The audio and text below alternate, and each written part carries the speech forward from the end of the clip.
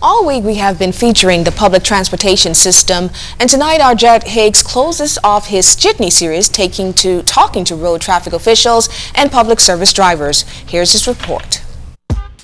Parts 1 and 2 of this series looked at what it's like to ride a bus and included a visit to a busy school bus stop.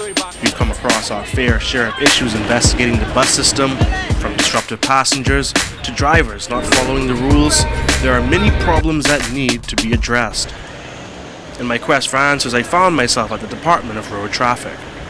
Road Traffic Controller Ross Smith is a hard man to catch up with. Between dealing with bus drivers trying to get back on the road and the pending automation of his department, Smith certainly has his hands full. I was curious about how he would address the lack of a bus stop at C.R. Walker Secondary School.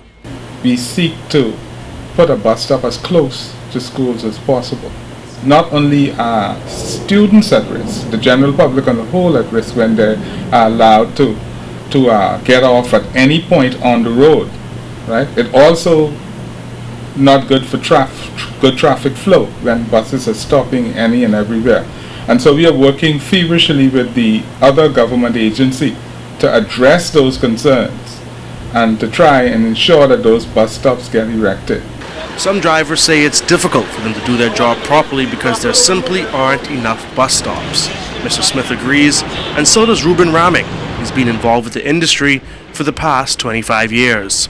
Totally agree. There aren't enough bus stops, so drivers can do better, period. Because many of them where there are bus stops or areas that you can pull in simply do not pull themselves to the side. That is a fact. But a driver does is totally correct. For decades, we'd have heard us complaining, and myself have lodged numerous complaints and situations.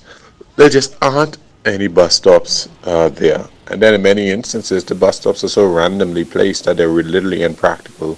Some of the bus stops, the way they are positioned, as soon as it rains, they're going to be, you can't even make it to them as a passenger in that regard. And what about the safety of the drivers and their passengers? When I caught the bus, the window got hit by a rock. Virtually everybody I spoke to either saw somebody get robbed on the bus or some other crazy, outlandish incident. So I asked Mr. Smith outright, is it safe to catch the bus? I don't take the bus very often, and I believe there are some risk involved. After speaking to a number of drivers and operators of the various jitneys, and I am appalled at the type of behavior that we hear coming from some persons who ride the bus, in that they come with intentions, to cause issues on the bus. And I think one of the things is that we need to say to the public that if you ride a bus, you must realize that it's not just you. Many other persons have to take that ride or take that bus, and so be respectful of the person's property. Be respectful of other people who ride the bus, because it could be a rather life and death situation. Our bus system definitely needs a lot of work, kind of like our country in general. However, its important role in society can't be understated. It gets our kids to school and their parents to work. Oftentimes, the innocent suffer for the guilty, but if we want things to change, Smith says the guilty are going to have to start to pay their dues. Jared Higgs, Jitney.